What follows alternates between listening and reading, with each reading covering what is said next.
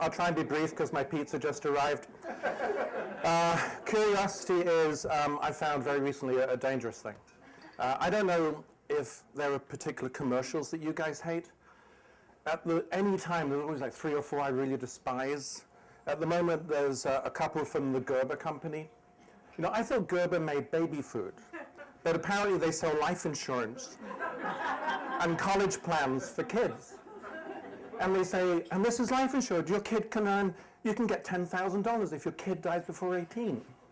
I mean, I couldn't have done that because I would have had $30,000 now and no children because I would have killed them for it.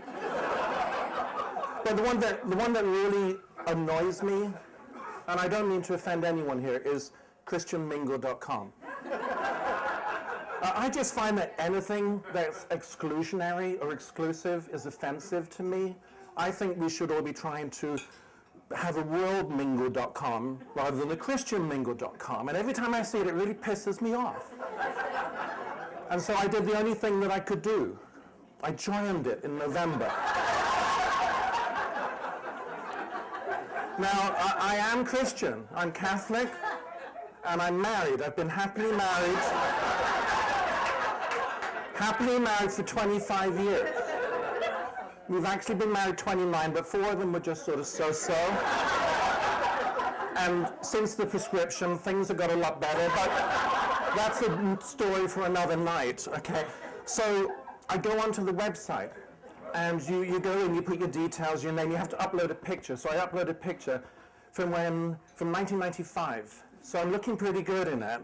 I put in my handle. I have to put in my credit card because it's a 30-day free offer before they start charging you. And then you have to choose. You have just 2 options. Man seeking woman, woman seeking man. Not like the classified you might see in the newspaper. There's no man seeking man. There's no gay Christian men out there. There's no women seeking women. There's no men seeking hamsters or anything like that. So I choose the man seeking woman, and I start to fill in my details, and it comes up, you have to put your postcode in, your zip code. It comes up and says, what church do you belong to? And it has a list of all your local churches. Someone's nodding as if they know what I'm talking about. And then it has at the bottom, it says, a little space says, click here if other. So I click there, and it says, what is the name of your church? And I put, the mosque. And then you have to tell them something about yourself. Like, what is your favorite food? I put Middle Eastern. What is your favorite place to visit? I said, the pyramids. What is your favorite color? I said, sand. And then it says, is there anything else we should know about you? So I say, yes. I am not of your faith, but over the last few years, I have become increasingly Christian curious. And I figure at least it's going to give the webmaster a laugh or piss him off. And either way, I don't really care. But an hour later, I start getting emails from ladies saying, I saw your profile on Christian Mingle. I think we'd be perfect for each other. I live just down the road from you, blah, blah, blah. I go, this is kind of scary, actually. I hadn't really thought it would get to this point. And then I realized that, you know, when you go on, you're fresh meat, you know, any dating site. But, you know, as soon as someone new comes in, it's like, hey, I'm going for him. And, of course, the picture was taken like 30 years ago, so that probably helped a little bit. So then most people didn't even bother to read my profile. It was quite obvious, you know, when they asked me to go to Bible study with them and stuff like that, you know, or go to their church, it's obviously not reading the whole thing. And so I have a bit of a laugh with it, and then I get this email from this lady who lives in Coatesville. She's 74 years old. Her name is Rita, and she says, I don't care what religion you are, I just want someone to go bar hopping with. And I'm thinking, probably a Muslim wasn't a good choice for someone to go bar hopping with.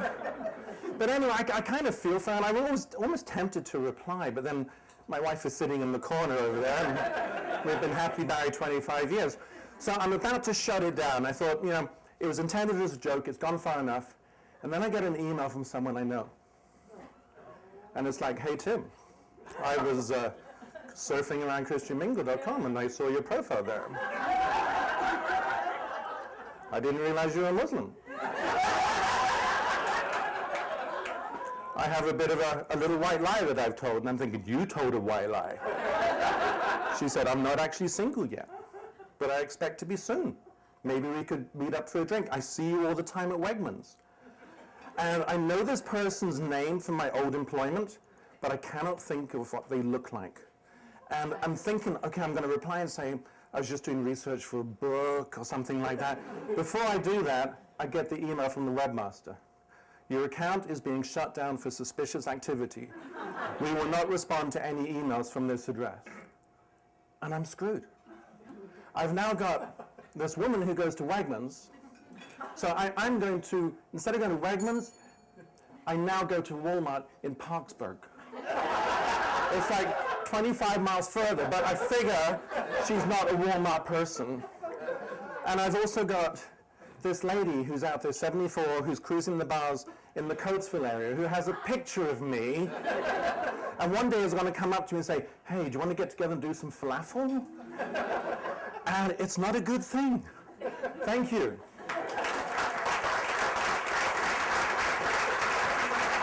Very funny.